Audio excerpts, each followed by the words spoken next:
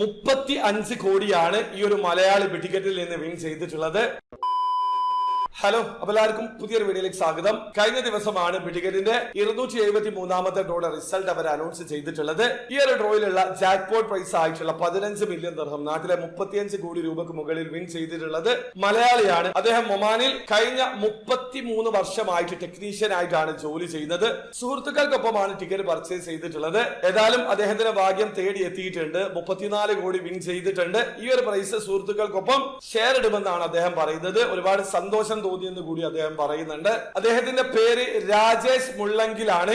ഇത്തവണ ഏതായാലും ഒമാനിലുള്ള പ്രവാസിക്കാണ് ലഭിച്ചിട്ടുള്ളത്. അപ്പൊ നിങ്ങൾ ഇത്തവണ വിൻ ചെയ്തിട്ടില്ലെങ്കിൽ അടുത്ത പ്രാവശ്യം പാർട്ടിസിപ്പേറ്റ് ചെയ്യുകയാണെങ്കിൽ ഇതിനെക്കാട്ടിലും കൂടുതലാണ് മെഗാ ഡ്രോ പ്രൈസ്. 25 മില്യൺ ദിർഹമാണ്. നാട്ടിലെ 58 കോടി രൂപക്ക് മുകളിലാണ്. അത് മാത്രമല്ല മൊത്തം 25 വിന്നേഴ്സ് ആണ് അടുത്ത മാസം ഉണ്ടാവുക.